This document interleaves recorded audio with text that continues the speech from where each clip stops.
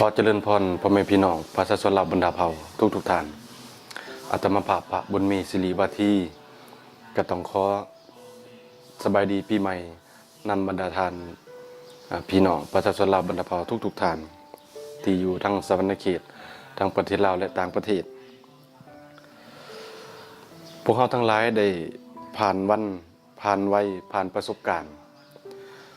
ชีวิตปีอีก1 ปีและก็กำลังก้าวเข้าสู่การเปลี่ยนแปลงใหม่ซึ่งเป็นปีที่พวกเขาจะต้องได้เป็นผู้มีจิตใจปึกแผ่นแน่นหนาทางด้านความสามัคคีและความหักแพงต่อกันและกันที่จะเห็นให้เฮาดำรงชีวิตไปสู่มาตรฐานแห่งความสุขและความสำเร็จด้วยยุทธศาสตร์หรือว่าด้วยวิธีการในภาพลักษณ์ใหม่ๆสำหรับปีนี้ในสังคมที่กำลังแข่งขันกันสร้างทางด้านเศรษฐกิจสังคมและวัฒนธรรมอย่างบ่หยุดนิ่งซึ่งถ้าว่าเฮาบ่มีการพัฒนาหรือว่าบ่มีการเปลี่ยนแปลงเฮา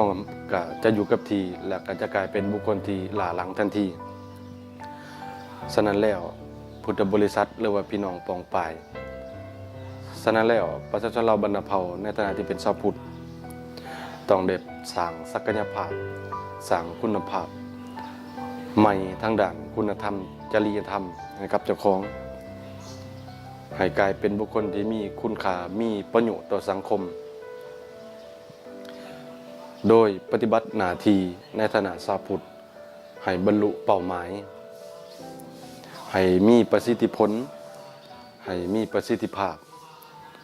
พร้อมด้วยกับการสร้างบรรยากาศแห่งความเป็นปึกแผ่นแน่นหนาแห่งความสามัคคีภายในศาสตร์ภายในสังคมภายในศาสนา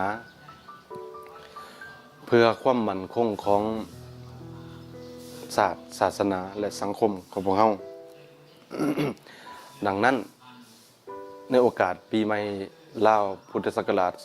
2560 นี้อาตมาภาพศิริวทีสตูดิโอกาขอให้ท่านทั้งหลายจงโชคดีมีไส้และมีใจที่อบอุ่นไปด้วยคุณธรรมจริยธรรมและบุญด้วยกุศลแล้วขอให้สิ่งดีๆ และขอให้สิ่งดีๆเข้ามาในชีวิตของท่านปลอดภัยในชีวิตและทรัพย์สินทุกท่านขอเจริญพร